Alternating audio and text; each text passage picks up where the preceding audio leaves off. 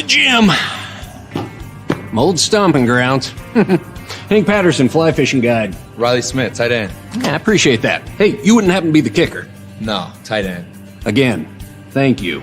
I'm looking for a kicker for Lithia Ford's fall kickoff sale. But you're not the kicker. No. Yeah, the kicker's probably taller and in a lot better shape. So, okay. What position do you play? Tight end. Squats. Yeah, try it sometime. I may be retired, but I still have finances to manage. With direct deposit and automatic payments, ICCU makes it easy to spend less time banking and more time baking. RowPaint.com, the official paint and coatings company of Boise State Athletics, is going all in this season with an all-star lineup. First up, he led the Broncos to 3 conference championships and 10 20-win seasons. It's Coach Leon Rice. Next, he's the founder and CEO of RowPaint.com. He played a little basketball in high school on the driveway with his mom. It's Andy Rowe.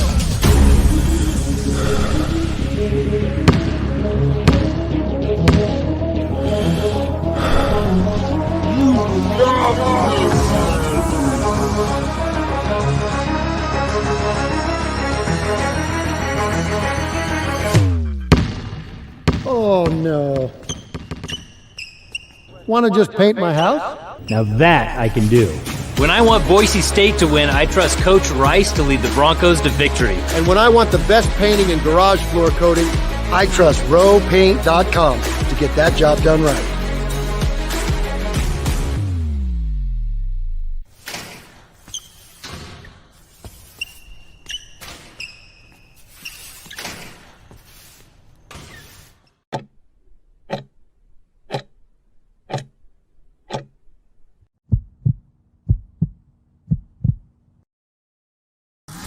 This is Bronco Nation News Live.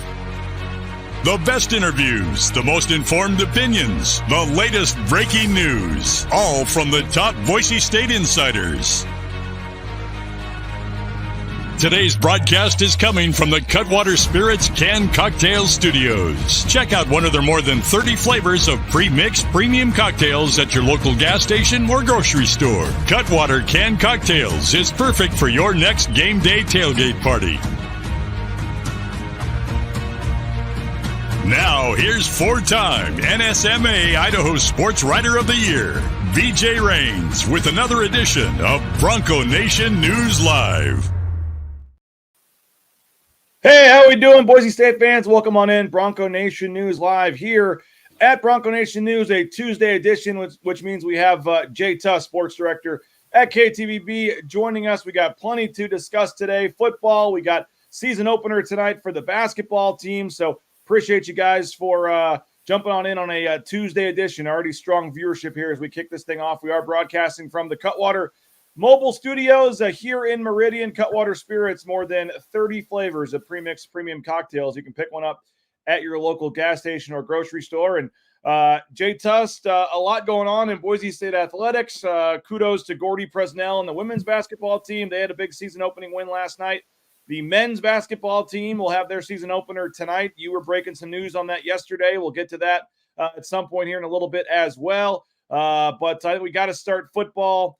Eric McAlister, by the way, Abe Jackson. I don't even remember if I told you this or not, but when we kick off Jay, I'm going to bring on Abe Jackson a little later in the show and get his season preview, the color analyst for the Broncos on the radio side with Bob Beeler. So plenty of basketball talk. We'll get to that. But for the 81 of you and counting here as we kick off the show, got to start with Eric McAlister and the news yesterday with the football team. Jay, how's it going, man? I'm good. How are you doing? Doing good, man. It's Tuesday. We're both the sleep continues to dwindle at this time in the season, but we got basketball going. And are you on the call tonight? Not tonight. No, we're gonna get through probably the month of November football season before I try to take that on. So but it is on KTVB, right? It is. Yeah, it will be on KTVB Plus. Idaho's very on 24/7. if you have any questions, just head on over to KTVB.com and you can get them answered on when, how, and where to watch it. But so tonight's not on regular KTVB. Not on regular KTVB tonight. Oh, the Boise State website has the little KTVB logo on there. They had me thinking that they were going prime time for the Vanguard game. Not necessarily Vanguard, no. Come on. Well, we'll get to basketball in a little bit. I do have a clip from Andy Avalos we can play from yesterday, but overall, we had both caught wind of this on Sunday, and then we got it out there on Monday. What's just your take on the Eric McAlister transfer situation? There's a lot of ways to go with this. I guess we'll start broad and work our way back from it. I'll start off by saying this. I think we're entering a really interesting 3-week period. Not necessarily just for Boise State football, but really for any program outside of the Power Five. This is, the reason why I say 3 weeks is because the transfer portal is about to open up. Players are allowed to go in on December 4th, and it is naive to think that teams aren't trying to position players or themselves to acquire players before the transfer portal opens. I mean, it's kind of like signing day, BJ. If it's not like you wait to recruit the moment signing day happens, right? So you have people out there working back channels that the NCAA is not monitoring because the NCAA is almost worthless at this point. And it's allowing stuff like this to happen, right? Right, wrong, and different.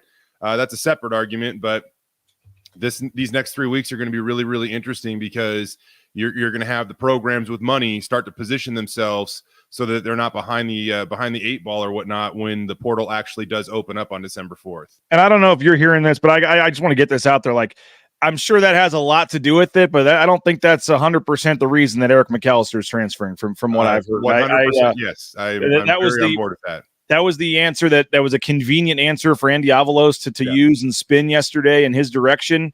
But when you're 4-5 and, things aren't going great and, things happen,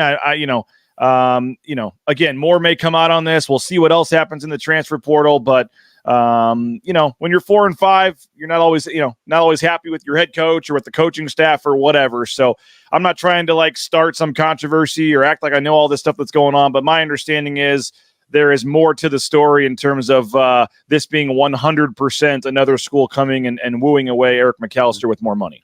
Yeah, I think that it's all related. I think that opportunity it makes a player to, obviously have a decision to make, right? And if you're not completely happy with one of those decisions, you're going to explore the other option. And I'm going to guess that's kind of what happened in this case.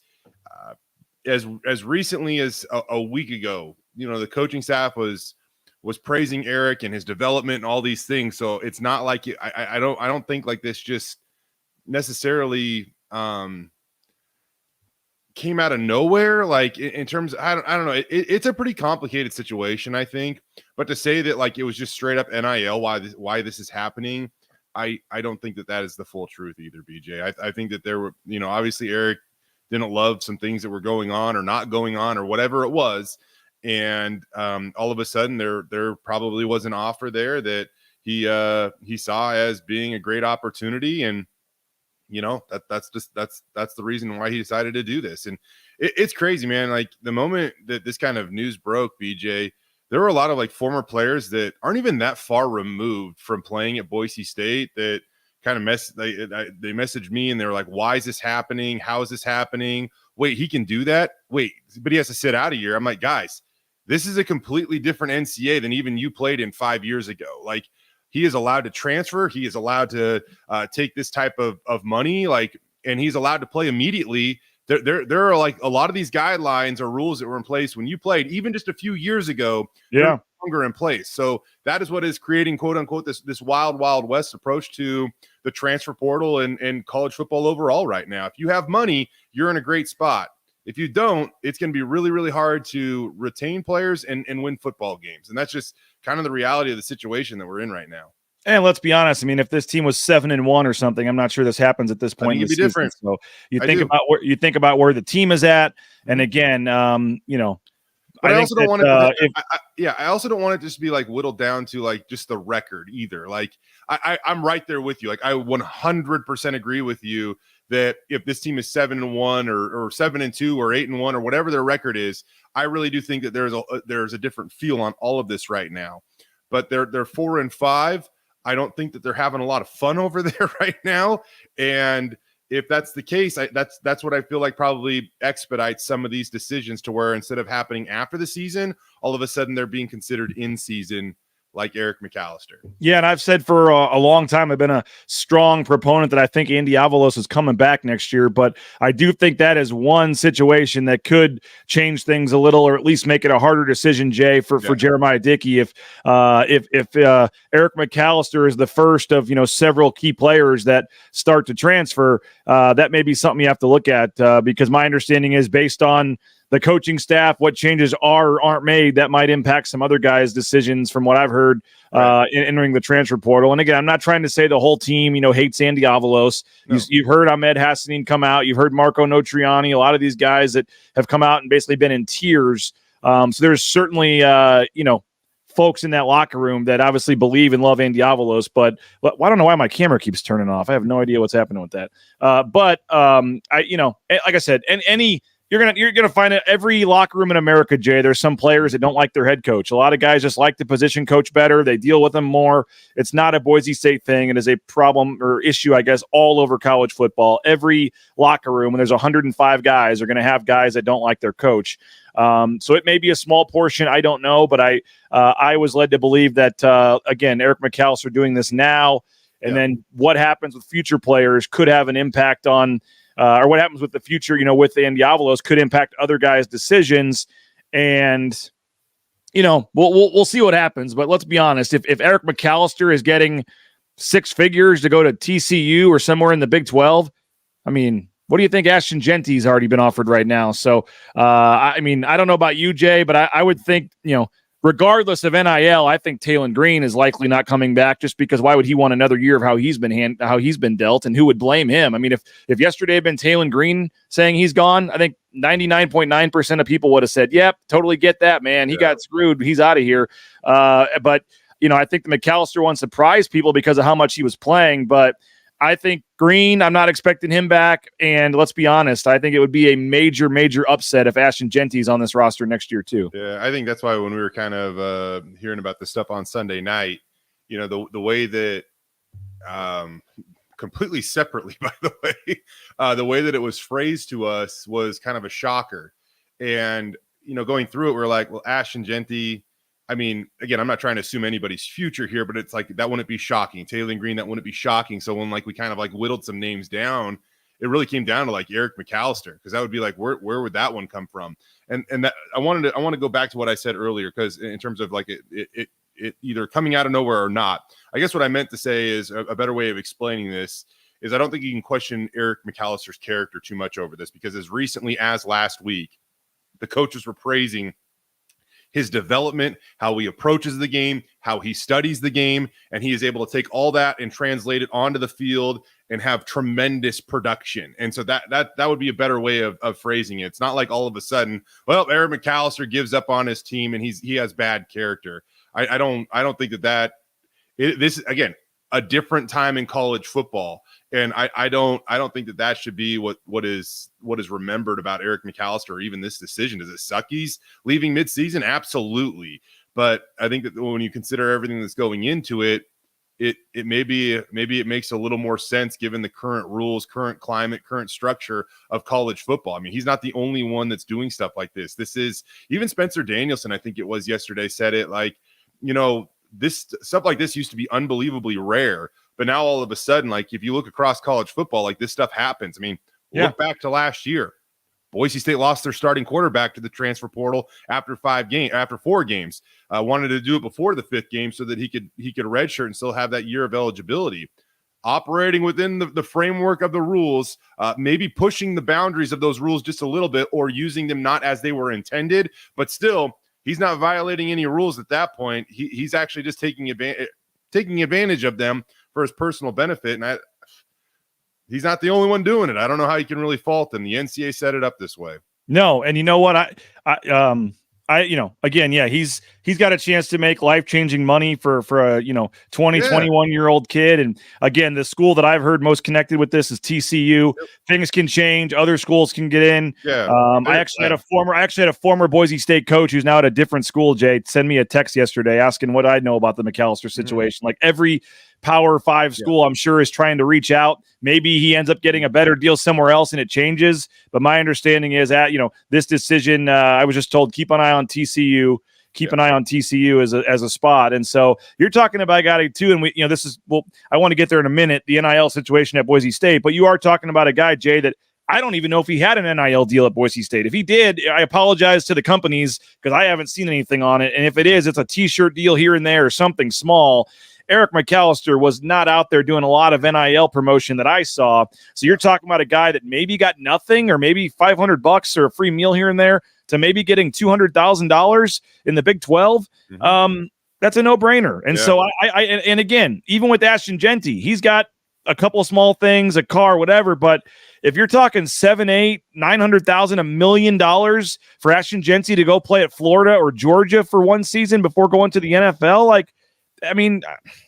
you want to call it giving up on your team, whatever, that's fine. But 99.9% of people in the same situation would do the same thing. And I think the Eric McAlister one could be, hey, I don't want to get injured and tear my ACL in these last 3 games. I'm going to be very curious, Jay, if Ashton Genty plays again this season. He obviously is dealing with an injury. We don't know the status of that, but if you could push it and get back for 1 or 2 games and you got $900,000 waiting for you at Georgia, and I don't know that. I'm just kind of throwing out a scenario. Would you risk tearing your ACL and not having a chance, especially if you're not happy or whatever and ready to leave anyway? So I think that it's going to be very interesting these last 3 games. Ashton Genty may play Saturday. He may be back and say, I'm finishing strong and I want to get to 1,500 yards, or I want to have 3 more huge games and try to get even more money in the portal next year. I don't know. I just think that is a scenario and other guys, and this isn't going to be the only time this happens. Yeah. First off, there is some speculation going on here in this conversation, but I also want to add to this too. Some of these numbers are very, very real numbers, and they're very, very realistic numbers that you feel, being connected with other coaches throughout the college landscape. You threw out 200 there for Eric McAlister. One of the, I talked to the Pac-12 coach yesterday. They said, wow, he feels like that might even be low. He might even be able to get more than that. And as far as Ashton Genty, who knows what that guy could command? $500,000 easily. These are, again, stuff that it seems like wild speculation, but behind the scenes, this is the reality of college football right now. It is the dark side of it that people want to, not bring to light because, a lot of it is probably pushing the limits of the rules that have been put in place. Right. But it is the reality of the situation. And when you ask, how on earth is Boise State going to navigate this? You heard Andy Avalos bring up the collective yesterday and plug the collective. And I get that. But there's got to be more to it because Boise State, they're not going to be able to sniff some of these numbers that are going to be thrown out at their players. They're just not. As you said, even a guy like Eric McAlister, even if he had something, right, it might be some money from the collective. It's not. It's hardly even a percentage of what he could potentially get going to the Big 12. Yeah. And that's why when you hear guys like Andy Avalos, heck, the guy, my alma mater, the head coach, Jake Dickert, he was, trying to passionately convey how far behind Washington State is in terms of NIL. And these are programs that are also trying to get money for their athletic programs just to keep up with the Joneses on top of trying to get NIL money to keep their players. It is a very, very difficult time in college football right now. If you are not Ohio State or Michigan or LSU, you mentioned Georgia, Florida, these programs have endless amounts of money and that they can try to find and throw at these players. And Boise State's just not in that position. So what does that mean? You have to be good. You have to be elite in a lot of other areas, and namely winning, because that's Boise State's biggest competitive advantage, whether they're recruiting high school kids, their own players on the current roster, or guys out of the transfer portal. And right now they're not winning at the clip that they're accustomed to, or that they sell their players on when they sign up to play at Boise State. Well, let's keep that part of the discussion going. I do want to take a quick time out, but Jay, you've already said, like, you heard last year Ashton Genty was already getting offers, right? I believe so.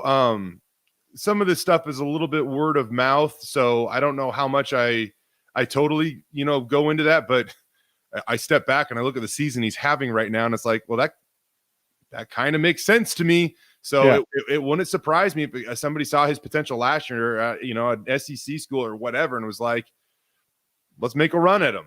The only thing there is that I know in some of these situations, another big thing before I'll turn it back over to you. Sorry, BJ. At Boise State, you're going to be promised a lot of playing time if you're one of those guys, to where if you go somewhere else, that you might have a bigger wallet, but that might not lead to 200 touches or 90 targets or whatever it might be. Well, you are watching this show for free on YouTube, on Facebook, on Twitter because of the great sponsors that you see on the logos above me and Jay's head. I want to tell you about a couple of them, a little more, and hope you'll support them. We'll continue this discussion. Get your thoughts in the YouTube chat. Sponsored by ICCU, and we'll continue this discussion in 90 seconds. Plus, we got to get to some basketball talk. Abe Jackson going to join us as well. Season opener against Vanguard tomorrow. A lot going on. More on Eric McAlister's transfer. How does Boise State keep this from happening in the future in 90 seconds here on Bronco Nation News from the Cutwater Studios. All Bronco Nation News broadcasts come from the Cutwater Spirits Canned Cocktail Studios. Check out one of their more than 30 flavors of pre-mix premium cocktails at your local gas station or grocery store. Cutwater Spirits, perfect for your next game day tailgate party. Our title sponsor is rowpaint.com. For all your commercial, industrial, residential painting needs, check out rowpaint.com. Don't forget about their concrete coatings. Transform that ugly concrete slab on your back patio in your garage in just one day. Contact rowpaint.com for a free estimate today. The official paint and coatings company of Boise State Athletics, and our title sponsor at Bronco Nation News is rowpaint.com.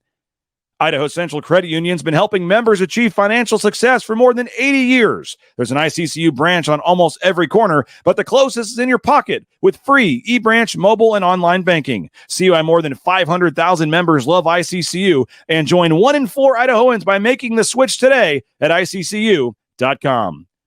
Since 1984, Ridley's Family Markets has prided itself on being a hometown food and drug store that employed value members of the local community. Ridley's Family Markets has 13 locations in the state of Idaho and many more in the surrounding states. Download the new Ridley's app to your smartphone, get savings up to 40% off at the checkout line, and find a location near you at shopridleys.com. Former Bronco Matt Bauscher is once again the number 1 ranked realtor in the Treasure Valley. No home is too big or too small for Matt and his team. Let them fulfill all your real estate needs at BauscherRealEstate.com. We continue along here on Bronco Nation News Live on a Tuesday edition. Jay Tust, sports director at KTVB. My name is BJ Rains. We're broadcasting from the Cutwater Studios. Make sure to grab a Cutwater at your local gas station or grocery store. Awesome choice for a football viewing event. And by the way, Jay, I know you're a big coffee guy. We got to get you on this Bronco Brew coffee here, man. I think we need to get Jay Tust involved on Bronco Brew coffee. I don't know what the rules are with your full-time employer, but roasted to order coffee. You're talking about NIL, Jay Tust. NIL, I mean, boy, this literally gives $2 or $3 a bag right into the pocket of a student athlete at Boise State.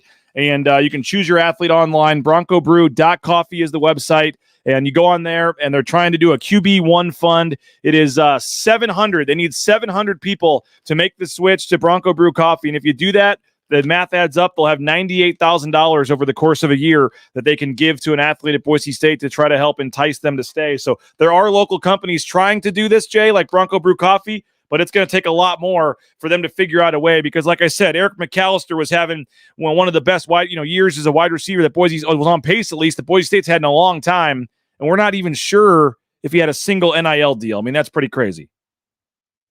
There we go. $1 to the pot. We came out of a commercial. It did it again. Either way, whatever. With EMAC, he was on pace to have like a top 5 receiving season yardage wise in Boise State history. You look at a lot of his percentage numbers, or a lot of his numbers, and they rank near the top of college football. I mean, he had 89 targets on the season, which you're looking at a top 10 usage rate in terms of being targeted. He was number 1 in the country in targets of 20 or more yards. And like that for me is a little bit of a concern because I know that we talk a lot about Emacs production, which is going to be nearly impossible to replace, but it's also the fact that he was a deep threat, right? Like a lot of opposing defenses stack the box against Boise State's rushing attack, especially when Ashton Jeanty is available, which means a lot of one-on-ones for Eric McAlister, or at least he's going to try to force opposing defenses to worry about him out there. I mean, you saw Wyoming do it, and he torched them all game for like $170 or $160, whatever it was.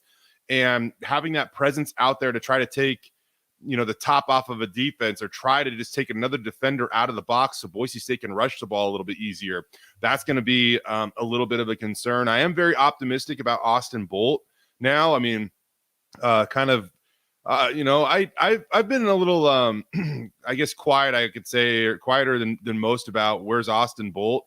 But it's gotten to the point in time where this defense needs playmakers, and I really do think that Austin Bolt can help this. Did I say defense? This offense needs playmakers, and I think that he can help. I feel it in my gut. I think that he can. I don't think it's just the trendy thing to say. Like, they are at a point where they need to generate explosive plays. Hell, BJ, I mentioned this last week on the show. If Ashton Jeanty wasn't available, the question was, how are the Broncos going to generate explosive plays, right? Ashton ranked number 1 in the Mountain West a week ago with 39 plays of 10 or more yards. You know who was number 3 on that list? Eric McAlister with 32 plays.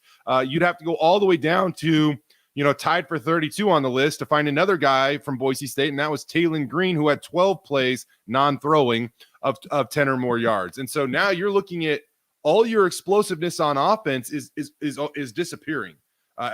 Eric McAlister is gone. We don't know if Ashton Jeanty's healthy enough to play, and Taylon Green has a tough time getting on the field in whatever 2-quarterback rotation system or rhythm they're trying to establish. So how do you generate explosive plays if you're Boise State's offense? That is pivotal for an offense. Like it should be, something that is common knowledge. It is.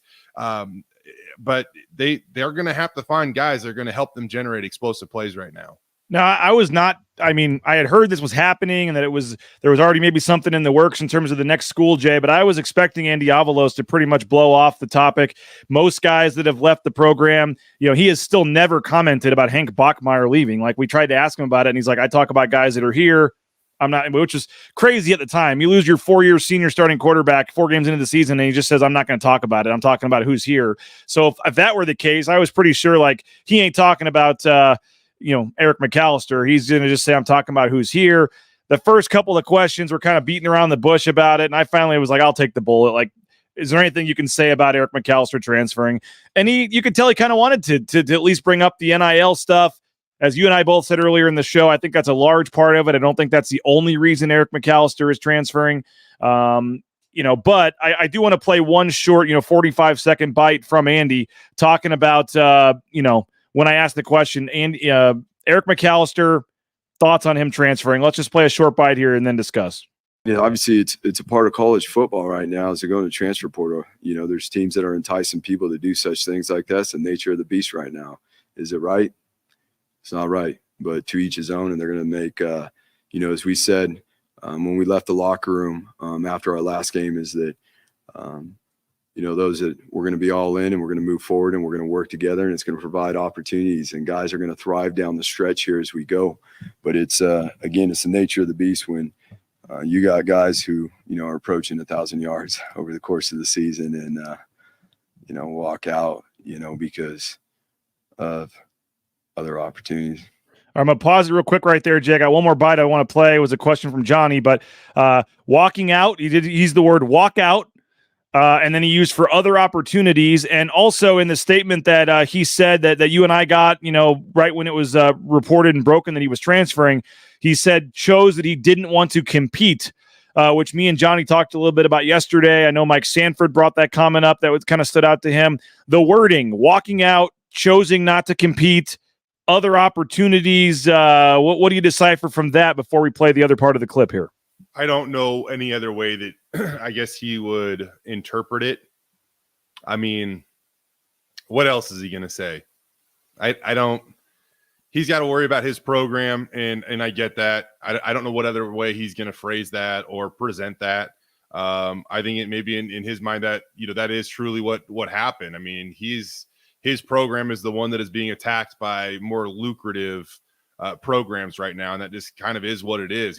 It's not the only program by any means, and that's why it's just so important to take care of a lot of other stuff like winning and creating an environment that people just want to come to every day and run through a wall for you. And I'm not saying there aren't guys like that in that locker room right now, but it's a really important approach to playing college football right now, where, yesteryear, where you didn't have to worry about players transferring and gaining immediate eligibility, the tough love and things like that probably worked a little bit better back in the day. And I just don't know if today's athlete wants that. And if they don't, they certainly have an option to go elsewhere. All right, here's the last part of the quote. John Mallory from our friend over at KTIK with the question here. This offense, you guys have featured a receiver more so than just about any other offense in the league. If you look at team percentage of targets for that position, is it crazy for you that that's not as important anymore as maybe it was? I mean, Eric McAlister had more targets on Saturday than any other receiver in the country. He's a big part of this. Yeah. And then all of a sudden he just doesn't want to be a part of it anymore. I mean, do you shake your head at all this sometimes, man? You know what? There's so much changing in this game that you understand the realities and some of the things that go on externally within the game, unfortunately now. But as in anything, you control what you can control. You don't get caught up in the things that you don't. And you got to be able to adapt to the new space. And ultimately, what it comes down to is we've got a bunch of great young men that are willing and ready to work and move forward. And guess what? It's going to open up some opportunities for those young men that are going to thrive in this opportunity. But yeah, it does. And you know what? To be honest with you, in many instances, it's like, I get the nil space and all that, but how it's operated and how certain people do certain things behind the scenes, I don't know if that's right for college football. I know it's not right for college football. It's not right for these young men, and what we all came to college for is to grow and to develop, to persevere and work through certain situations. But again, we don't control all those things, so we're going to focus and lock in on the young men that are here and the young men that are going to thrive and grow forward. Now, Jay, I think when NIL was started, a lot of people thought it was long overdue. You needed to have it. Guys should be able to post an Instagram post and get paid for supporting a company. They should be able to go to the blue and orange store and do an autograph signing and make a couple $100s. I think a lot of us knew this is what was going to happen, but it's obviously not what it was designed for, where Eric McAlister can get, six figures just from a collective or from somebody when you have no idea what the sponsorship deal is going to be, what he's going to do. He goes and makes a couple of charity appearances and gets paid. I mean, it really has become the pay for play. Offers me the most money, that's where I'm going, which is technically supposed to still be illegal. By the way, I mean, yeah, I'm sure you noticed it, but when I mentioned something about, I think Andy Evans wanted to say more, but he still held back a little bit because I said something about, the transfer portal doesn't open until December 4th. None of this should have been happening. And he just had this sly grin on his face, like, you're telling me. And you heard him basically accusing these schools of doing this. But I guess, how do they police this moving forward? How do you keep this from happening? What needs to change? I know they're trying to get some national legislation on all this, maybe, but you're going to have high school coaches, trainers, people behind the scenes talking out to schools. Hey, well, if he were to transfer, how much would a school like you be willing to pay? I mean, things like that. So, I just kind of wonder what happens from here, how you fix this. I like on the surface NIL. I think it's good. These players should be able to get a car if they promote the product, promote the company on social media. But I mean, players at Utah all getting a brand new car. I mean, things like this. It just seems like it is getting a little crazy here when players are getting, six figures to transfer in the middle of the season here. Oh, another $1. Okay, that one was on me. I want to start by saying this. When you are the head coach or even a prominent player at Boise State, because the past has been so successful, you're going to often be compared to the past. Brian Harsin was compared to Chris Peterson unfairly. Andy Avalos is compared to Brian Harsin and Chris Peterson and everybody before him, probably unfairly. Right now, given the current state of college football, I do think it is fair to say that Andy Avalos has the toughest job of any Boise State head coach, maybe in the history of the program right now, because he has to uphold this incredibly high standard, develop good players, chase New Year's Six bowl games, and he has to do it with an NIL budget that is often measured in just a fraction of what these richer schools can pay some of his players to maybe lure them away, right? So I do think that Andy Avalos, BJ, right now has the most difficult job of any coach that has ever attempted to lead this program, into the future. That's just my take on it. And that being said, you mentioned like, how does this work going forward? I personally think that the NCAA just has to come up with some rules or guidelines. Like, technically some are in place right now, but they're not doing anything to police them. So either police them or remove the rules. Like, you just can't operate in this vague state where you're just allowing these programs with more money to come in and snatch guys away. Now, this is the reason why the NCAA is not going to do it, BJ. We can go and we can look at the NIT that they the NIT rules, right? What were the NIT rules designed to do, BJ? We're talking basketball, but I do think there's a connection here. What were they designed to do? Help out the bigger schools. Help out the bigger schools. Why does the NCAA want to help out the bigger schools? Because the NCAA wants to exist still, right? And so they're going to cater to the programs with more money. And I think that it is completely related to NIL right now. If Alabama or LSU or Florida were saying, hey, we need these rules and we need these guidelines, I think all of a sudden the NCAA would act more swiftly. But those are the programs that can go out and offer these massive, signing deals in Auburn and Ohio State and Michigan. These are the schools that can go out and do that. And so with the NCAA looking to keep the money happy, I just think they're going to drag their feet on this thing as long as humanly possible and allow this to go on for a while now. And that's my take on the situation. I don't know if I'm right or I'm wrong, but it makes a lot of sense to me of why something hasn't happened already. They don't care what Boise State thinks. They don't care. No, totally agree. Alabama and the schools with money think. Yep. And unfortunately, there's some, serious things that have to change for a school like Boise State to be able to compete on this level, or Jay, they're just going to become feeder schools for these bigger programs. There's going to be no more diamond in the roughs, guys that Boise State find these 2-star recruits and turn them into first-round draft picks. You're not hanging on to some of these players that you were in the past. You're just not. And you know what, Jay? Maybe if the money's close or in the ballpark, if they're winning and they're happy and everything's great, maybe you can hang on to them. But when you're losing and some players aren't happy with the coaching staff or the way certain players are being used or not used, all of a sudden, and then the bag comes of money, it's like peace. So, it's going to be very tough for Boise State. Certainly winning would help turn things around, but it's going to be a very interesting couple of weeks to see who else decides to leave, what happens with Andy Avalos, what else happens here.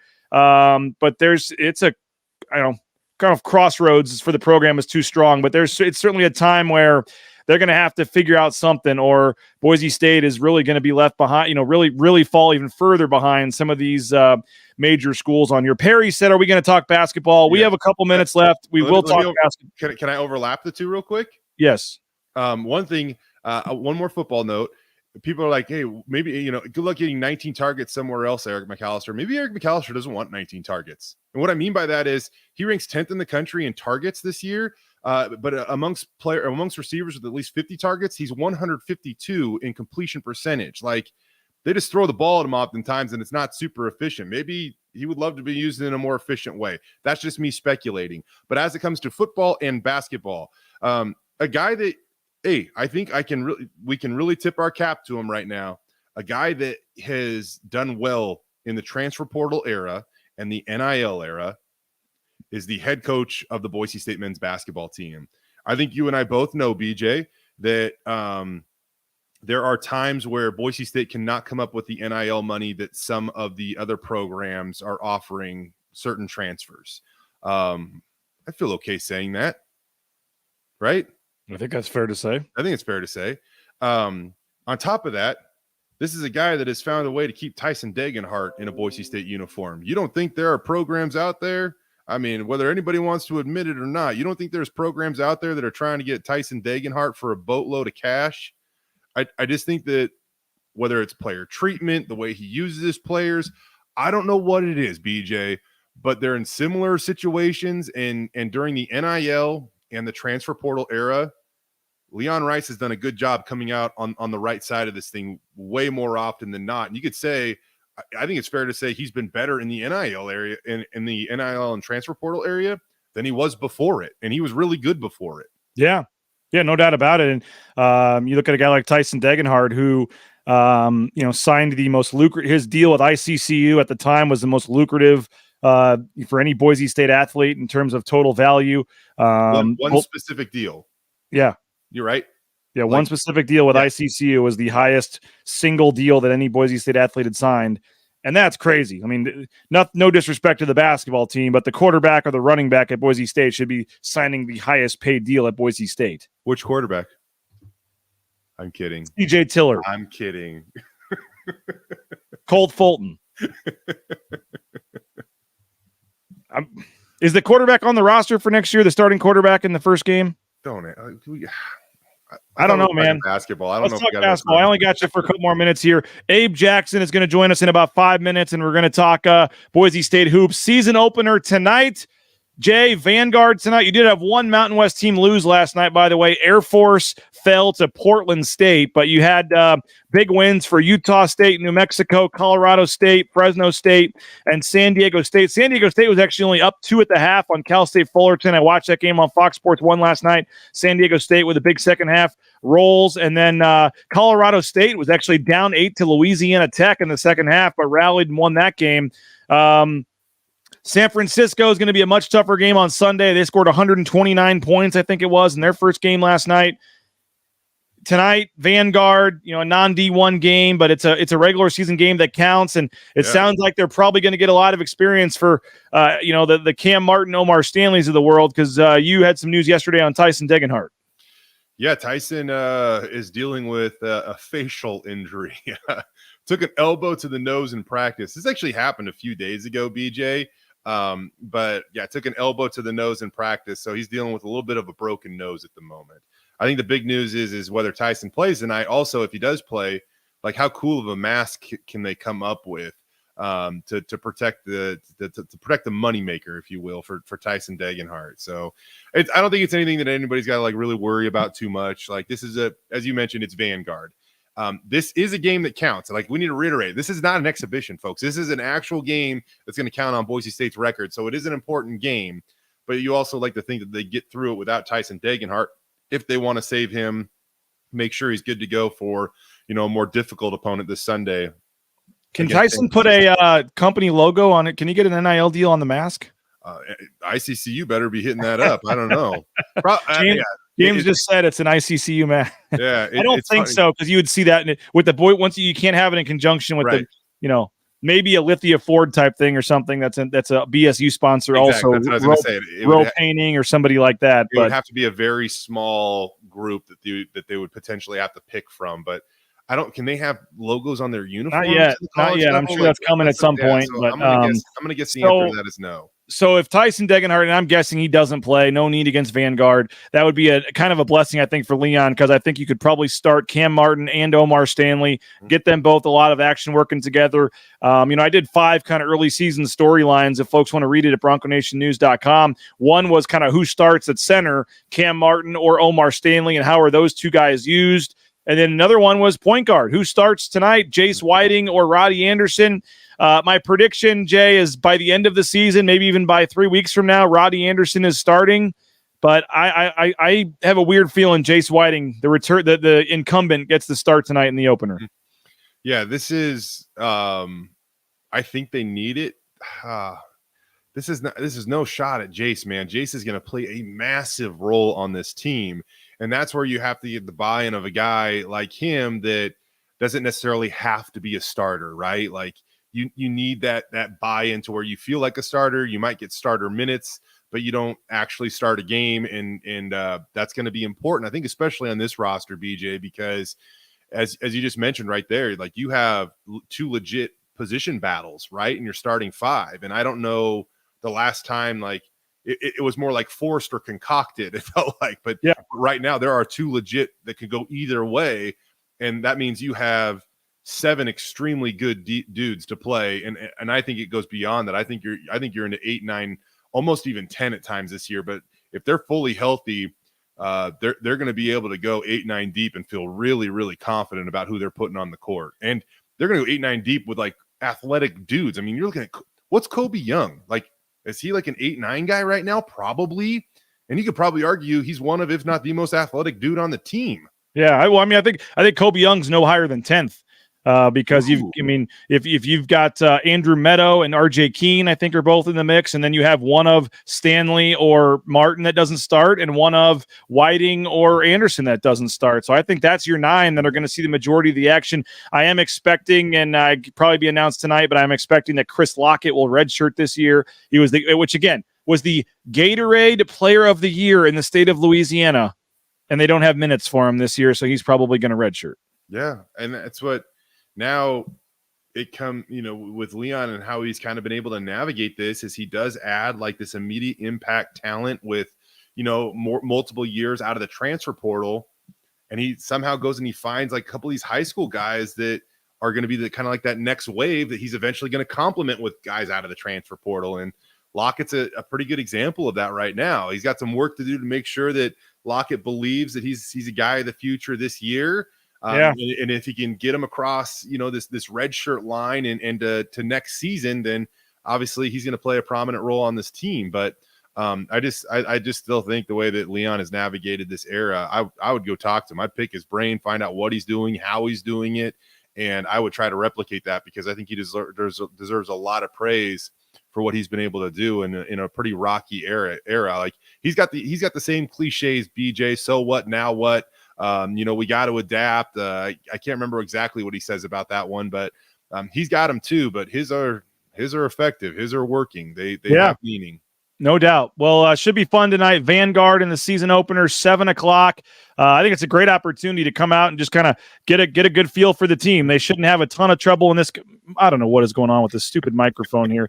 They shouldn't have too much trouble in this game, Jay. So it was camera, not microphone. It's got me flustered here. But you would think that this is an easy win, and even if Tyson doesn't play, you're going to get a nice opportunity to see RJ Keene, to see Andrew Meadow, to see the newcomers. I mean, it should just be a fun kind of night to kind of see what you have. And then it gets tougher starting on Sunday. The next 7 games as of now are against teams in the top 100 at KenPom. So they've got a really brutal early season schedule. San Francisco is picked 3rd in the WCC. They're a quality team on Sunday afternoon. And then you got Clemson, who's top 50, and then right into Virginia Tech in that tournament. And you get to come back and play St. Mary's. It is a brutal early season schedule, Jay. I know you're a stats guy. Boise State in the month of November, the last 2 years, 8-6. Mm-hmm. I think 52-12 or something after the month of November. They've had 2 quad 4 losses. They lost to South Dakota State in the season opener last year. They had a bad early season loss the year before that, and they've been trying to make up for this later in the season. Mm-hmm. They wouldn't necessarily be bad losses this year because they're playing some good teams, but they've got to find a way to get off to a good start in the month of November. And if they can do that and then do what they've done in previous years where they keep getting better, they're going to be in a great spot come March. But again, this is the adjustment I've been talking about, BJ. Like it even goes beyond NIL and the transfer portal. Just this era of college basketball where Mike Burns and company have really found a way to use net rankings to their benefit and find a way to navigate a path to March Madness. And there, once upon a time, BJ, during the Leon Rice era, we talked about how like they didn't lose in the month of November. Well, they also didn't really play anybody, and now they do, and they emerge from the month of November with little damage on the car. But man, does it help them at the end of the day? They've figured out a way that they get tested early, they build up their net rankings, and then they're off and running from December on. Well, should be fun tonight. Abe Jackson is back as the color commentator for his 16th season. He's also back for his second year on the Bronco Nation News pregame shows. Excited to announce that Abe Jackson, the Abe Jackson Report, every BNN pregame show. It is coming up starting at 6 o'clock tonight, an hour before tip-off. You can watch the game on KTVB Plus, all the great KTVB options, but you can watch the pregame show on Bronco Nation News, and Abe Jackson's going to help get us set. Jay, we're going to talk to Abe Jackson when we come back. 90 seconds, quick break. Don't go anywhere. Jay, we appreciate your time. We're going to turn it over to the great Abe Jackson, get his thoughts on tonight's game and the season. We'll do that next. Don't go anywhere. Back in 90 seconds on Bronco Nation News. Bronco Nation News is sponsored by Tommy Alquist and Ball Ventures Alquist, Idaho's premier commercial real estate development company. BVA projects specialize in office, retail, flex, medical, and industrial spaces located at some of the most strategic and visible locations in the valley. Need a developer? Looking for new space? Think BVA. At BVA, we are Idaho's developer. The McAlister family and SON Management have proudly been operating Taco Bell restaurants in and around the Treasure Valley since 1969. One of the first to make a 7-figure donation to the Lyle Smith Society, they've also stepped up their support of Boise State athletics with the Taco Bell men's and women's basketball endowed scholarships. The McAlister family and SON Management have committed at least $310,000 by 2026. Get more information on their financial support of Boise State athletics and find information on applying to work at Taco Bell at TacoBellWorks.com. Lithia Ford of Boise is a proud supporter of Boise State athletics and the official car and truck of the Broncos. Lithia Ford of Boise supports Bronco student athletes through NIL deals, including providing Ford vehicles to Taylon Green and Riley Smith from the football team and Paige Barsh from the volleyball team. Rain's family purchased our F-150 from Lithia Ford. Couldn't be happier with the purchase. Check out the all-electric F-150 Lightning or the electric Mustang Mach-E at Lithia Ford, and make sure to check out their full inventory of vehicles at LithiaFordBoise.com. The Blue and Orange Store is the perfect spot to get all your gear for your next Bronco game. The Blue and Orange Store has official Nike apparel, including jerseys, shirts, sweatshirts, jackets, hats, and more. Wear what the Broncos wear and get it at the Blue and Orange Store, the second floor of the Boise Town Square Mall, or get free shipping on a $40 order online at theblueandorangestore.com. Well, as we said, big news. We're excited to announce that Abe Jackson is going to continue on the pregame shows. We appreciate Abe. We had a lot of fun last year at home and on the road. Every game catching up with Abe Jackson, get his final thoughts and analysis right before he goes on the air with Bob Beeler, 670 KBOI. This is now 16 years that you're hearing Abe Jackson on the call of Boise State games with Bob Beeler on the radio side, and you're going to hear him again for year 2. Every pregame show for Bronco Nation News. So, Abe, glad we could make it work to keep you on board. Your agent was a tough negotiator, but we got it done, and excited to have you back with us on BNN this year, man. How's it going? Yeah, I'm excited. It was a good time doing it with you last year, BJ, and it's really exciting, too, to see BNN really take off and everyone who's involved and putting notes in the chats and showing up to your events. And so it's congratulations to you as well. This is a huge undertaking that you started, and it's paying off well. So happy to be involved in it. Appreciate you, man. Yeah, I'm glad we were able to make it work. And, we're going to basically try the plan moving forward is every pregame show will start an hour before tip-off. So if the game's at 7 o'clock, we'll be on at 6, sometime 6:05, 6:10. Abe Jackson will pop on for 10 minutes or so, get final thoughts, analysis, show the warm-ups. We're really looking forward to doing it again this year. And we have better equipment than last year. We have better light. We're going to have the broadcasts. Each kind of broadcast continues to get a little better. So I am excited about the quality of the broadcast for the basketball pre- and post-game shows this year as well. But Abe, interesting times, man, and I'm glad you're going to be along for the ride. I mean, just this team obviously coming off the back-to-back NCAA tournament appearances, trying to get 3 in a row, which would be the first time in school history, obviously trying to get that first win. And this is one of the better, more talented rosters that Leon Rice has put together. So there's a lot of excitement about this team, and there should be. Yeah, there's a lot of buzz going around. I have quite a few people just when I'm out and about doing things that are coming up to me, asking me about the team, and I tell them, I say, this is probably one of the better teams that Boise State's ever had on paper. And then I always caveat that with, I've been doing the radio for 16 years, and I've heard a lot of times that this guy's going to be the best shooter who ever plays at Boise State. There was a point guard who came in who I was hearing that this could be a game changer for Boise State. He's that good, and he was here for 1 year. So I will say on paper, with the guys coming in, the guys coming back, that this is one of the best teams that Boise State has ever had on paper. Well, and what gives you the reason to say that? I mean, obviously the 3 returning guys, it starts there. They've added some nice pieces. Why are you so high on this roster? I mean, it's exactly what you just said. I mean, you have 2 returning all-conference players, Chibuzo Abo, who played like an all-conference player many times during the season, Jace Whiting coming back as well, and then, of course, Degenhardt and Rice as those conference players. So you have a bunch of experience in the program coming back. But then you have some of the highest quality transfers really that Boise State has seen coming from big time programs like St. John's and University of Kansas, and then Roddy Anderson, the freshman of the year in the WCC, coming over as well. One thing that I really like about this team this year that we haven't had in the last couple of years is depth. Last year, Boise State was 1 injury away, it seemed like, or 1 just bump or bruise away from not being able to put their best foot forward. And we saw that against San Diego State when Marcus Shaver went down. And there wasn't really a whole lot of experience. Jace Whiting, a very good player, but not a lot of experience yet last year. This year, you're going to be able to go 2, 3, maybe even 4 deep on the bench and have some quality players come off the bench. So I'm excited about the depth of this season. But when we get down to it, like, is Leon Rice really going to be able to give some more guys minutes? Or are we going to, I mean, that's just not his MO. Are we going to look up at the end of these games and still see 35 minutes plus for Max and Tyson and a lot of these guys? Or do you think that model of San Diego State where nobody plays more than 25 minutes or whatever, and you just have wholesale line changes and get guys in? I mean, is that, I know it's one thing that it's a storyline going into the season, but I'm going to believe it when I see it on some of the subbing.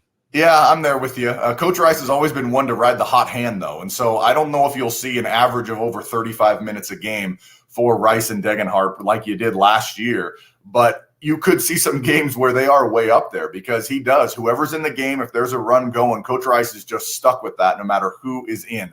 But you can't help but look at the depth of this team and know that maybe if you are up 15 points or 18 points, that you feel confident putting someone else in the game so you can give a couple minutes here, a couple minutes there to some of the guys who had a huge workload last year. I mean, you take a look at R.J. Keene, Kobe Young, maybe Jace Whiting off the bench. We're not sure yet on the starting point guard. And then you have Omar Stanley and Cam Martin. One of those guys could be in the starting lineup or come off the bench as well. So a whole lot of experience and talent that will be on the bench. So I wouldn't be surprised if you see the numbers go down in the playing minutes, and you also see just the depth of the bench, 3 deep, maybe even 4 deep sometimes during the season. Abe Jackson is our guest. You can hear him on the pregame show every BNN game this season, an hour before tip-off. We're excited for that. You can hear him with Bob Beeler, year 16, as we said, KBOI 670. They're on 30 minutes before tip-off. Then they obviously have the broadcast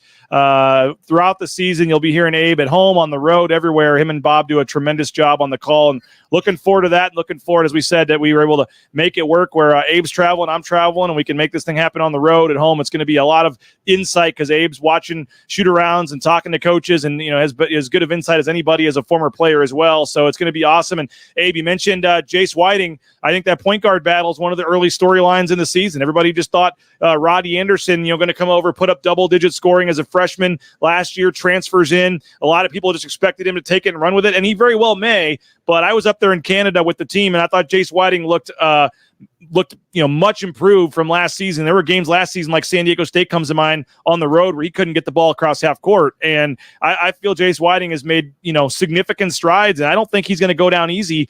And whether it's, Anderson or Whiting starting, I think you're going to see both those guys out there a lot of the time. I think that point guard spot's going to be a spot to watch this year.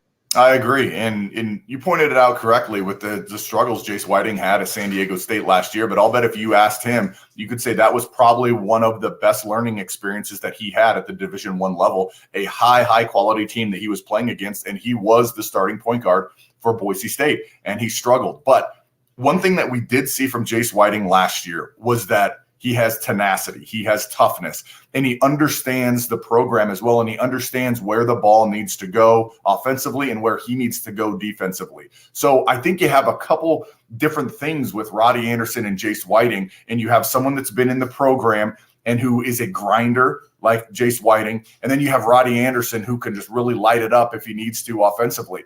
It might just come down to what the matchup is every single game. We've seen starting lineups sometimes with Coach Rice stay the exact same almost all the way through the season.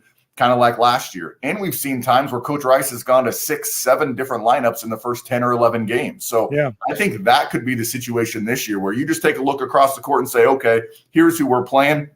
We're going to go with Roddy Anderson this game. The next game, it could be Jace Whiting. Well, I don't want to give away too much. We got our pregame show tonight for the Vanguard game. We'll be on at 6 o'clock, but and we'll keep the Vanguard talk and some other questions too tonight, so we're just not repeating ourselves. But I did have one more for you on Tyson Degenhardt, and here's a guy that obviously is in the mix. He was my pick for preseason Mountain West Player of the Year. Obviously, is one of the better players in the conference. First team selection in the preseason. He's slimmed down a little bit. He's noticeably slimmer because of Cam Martin and Omar Stanley. I think they're going to be able to play Tyson more in his natural spot on the perimeter. So what do you make of, Tyson Degenhardt not having to battle the centers down there and being able to play on the perimeter more? And Leon thinks his shooting percentage is going to be much better as a result of that.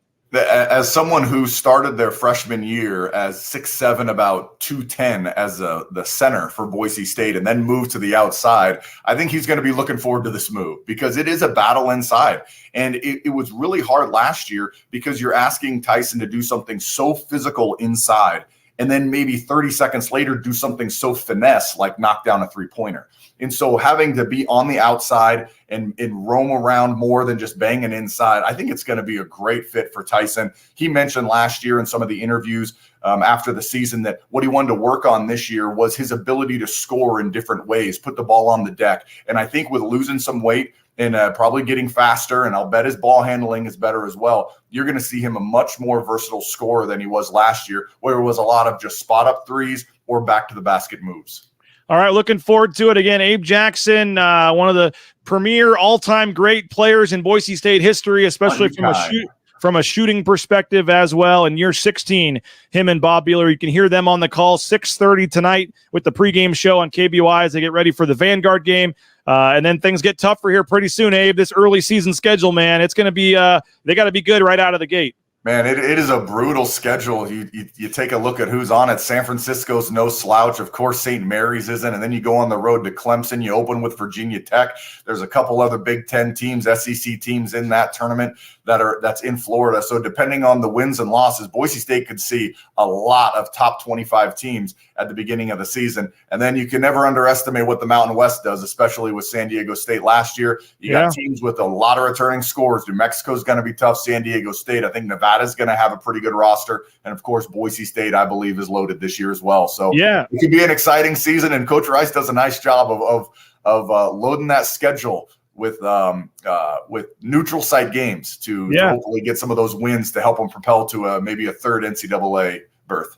After tonight, I think the next 5 or 6 are against like top 100 Ken Pom teams. So they were Boise State 6-8 the last 2 years in the month of November. Had a couple of bad losses early in the season. South Dakota State last year. I know they're wanting to get off to a better start this year, Abe, and kind of keep the momentum rolling.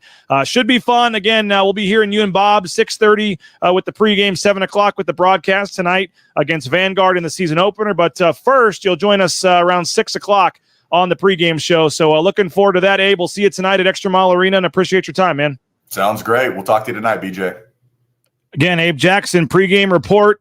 Every pregame show on Bronco Nation News, and we appreciate Abe Jackson for agreeing to do this. We'll be starting about an hour before tip-off, and we are paying Abe to do this, so thank you for your subscriptions. Thank you, our subscribers, for making this possible. Abe Jackson, it'll be live on the pregame show an hour before tip-off, every game starting tonight at 6 o'clock against Vanguard. The women's team got a big win. We got a lot of comments in there. We'll keep this rolling for a little bit longer. Don't go anywhere. Bronco Nation News at bronconationnews.com. 90-second break. We'll be right back. You looking for a new job? Well, how about getting into the trucking industry? Our friends at Transportation Compliance Service can help you every step of the way, whether it's the big rig on your screen, the Amazon truck in your neighborhood, all the paperwork, all the things you need. Let them help you out. Transcomservice.com. They'll have you out there towing that first load in no time. Transcomservice.com. United Commercial Insurance makes business insurance easy. They can write business policy insurance in 44 states around the country. UnitedCommercialInsurance.com. Give them a call, 229-8222. Bronco Nation News, a proud client of United Commercial Insurance. We highly recommend you do as well at UnitedCommercialInsurance.com.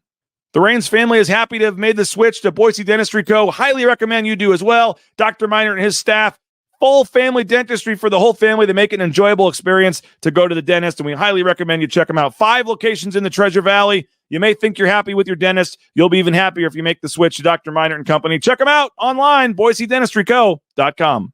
The pounds continue to fall off, and it's thanks to Dave and our friends over at Lean Feast. Check them out, leanfeast.com/Meridian. Full customizable meal prep. You want to go into the store, pick out your meals individually. That's great. It's right there on Eagle Road in Meridian. Or you can do it all online at leanfeast.com/Meridian, and they'll deliver it to you. 208-487-5782. They're feeding the football team, the basketball team, Taylon Green, Ashton Genty, Tyson Degenhart, and more. Check them out. Lean Feast, leanfeast.com/Meridian. Still time to get that fall round of golf in, and you need to do it at Timberstone Golf Course out in Caldwell. Book a tee time at playtimberstone.com. The best greens in the valley, new technology, new golf carts, friendly environment, fun, challenging course. Check them out, Timberstone Golf Course. Book your tee time today, and I'll see you out there. Playtimberstone.com. Just got an email from Boise State. If you don't have tickets yet, how about this? $20. You get a ticket to the football game against New Mexico and the basketball game on Sunday against San Francisco. The Gridiron and Hoops bundle. It is $20. And again, you get a football ticket to New Mexico, a basketball ticket to San Francisco for $20. That's $10 a game. What a deal that is. So if you're on the fence about going, they're trying to get some more butts in the seats for the New Mexico game and the San Francisco game as well. So how about that? $20. You get a ticket to both. It's called the Gridiron and Hoops bundle. Check them out on the Boise State ticket office for more information on that. So should be fun tonight, 6 o'clock for the pregame show. The Lithia Florida Boise pregame show, 6 o'clock. We'll be live. New media seating this year, by the way. They have moved the media off the court. We're back in the stands a little bit, so we'll see how that all goes tonight for the first game. But excited to get down there and get this basketball season rolling. Nice opportunity tonight to kind of just look and see how guys look, and then Sunday kind of go for real with San Francisco. Tonight's game is real. It counts, but against a school named Vanguard, which I'd be curious how many of you know where they're located. Probably not going to be the toughest test tonight. But you know what? You saw number 4 Michigan State lose at home to James Madison last night. You saw Oklahoma State lose to somebody. You saw Air Force lose to Portland State. Anybody can beat anybody. But we'll see what happens tonight. And obviously, if Tyson Degenhart does not play due to that broken nose, that might make things a little bit tougher as well. So hour and 9 minutes on today's show. We're going to try to make these a little bit longer as we move forward here, especially when we have football and basketball to talk about. So appreciate everybody for sticking with us. And we're going to try to go 9 to 10 here, or at least 9 to 9:45, and make them a little bit longer here as we move forward. So appreciate everybody for jumping on board. Come say hello tonight at Extra Mile Arena. Looking forward to the pregame show. We'll have football interviews. We got some players we're talking to at 11:30. We'll get those up on the YouTube channel this afternoon. And then we'll be live at 6 o'clock tonight with the pregame show.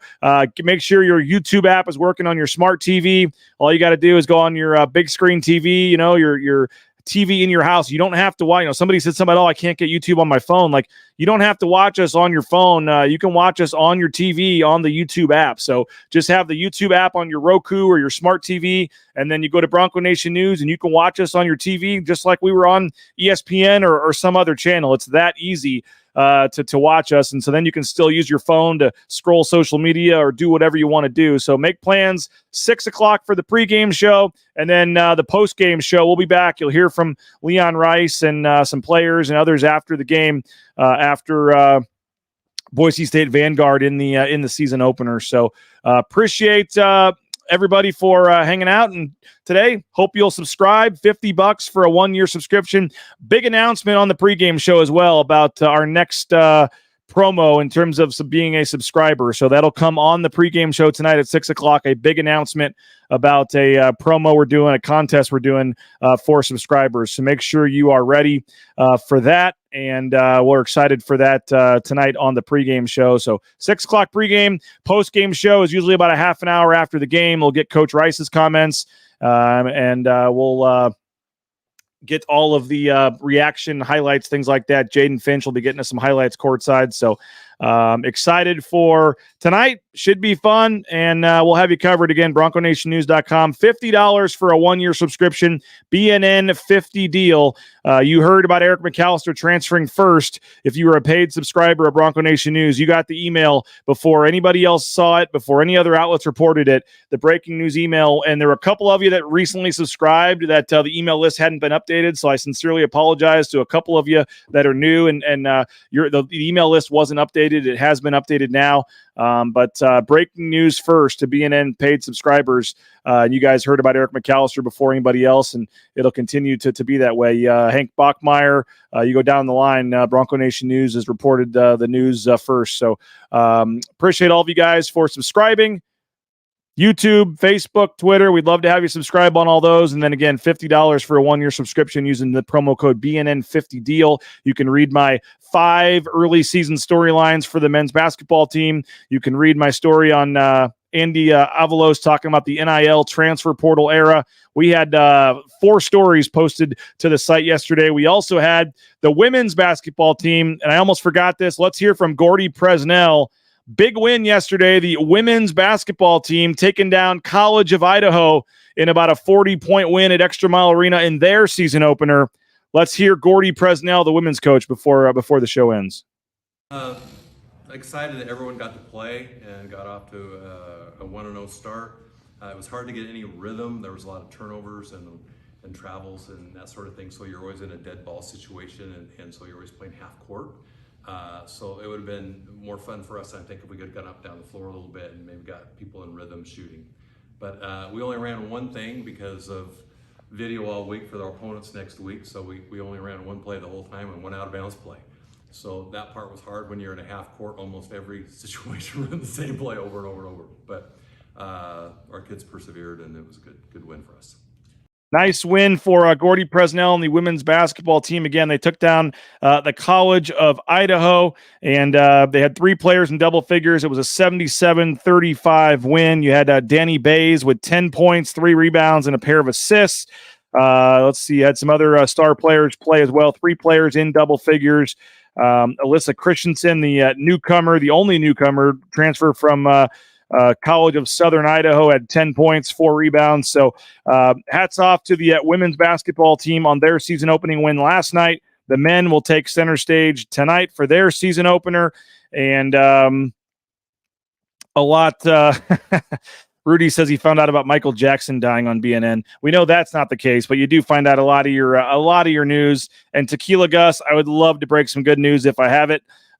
Maybe tonight I can break it on the post-game show if they beat Vanguard. Is that good enough for you? So we'll see what we can do tonight, 6 o'clock for the pregame, about 30 minutes after the game. If you're at the game, we'll give you an opportunity to get home while we do our interviews and stuff, and then we'll fire up the post-game show. Jaden Finch getting some highlights for us as well. So going to be a fun day, and appreciate you guys for checking us out. Would love to have you subscribe to the website. Support us if you can. You're going to want to be a yearly subscriber. If you're a monthly subscriber, you're going to want to upgrade to the yearly option because as you'll find out on the pregame show tonight, we got a pretty cool contest we're going to announce, but you have to be a yearly subscriber to be eligible. So knock that out now. Get your full year of coverage. Mike Prater's writing a column today about the transfer portal and Eric McAlister and NIL and all that. So you're not going to want to miss Mike Prater's column, and that's for paying subscribers at BNN. So thanks for checking us out. Tell your friends about BNN. I love you guys, and we'll talk to you 6 o'clock tonight from Extra Mile Arena on the pregame show. Have a great rest of your day. This is BJ Rains from the Cutwater Studios here in Meridian. Have a great day. We'll talk to you later. Bronco Nation News Live, BroncoNationNews.com.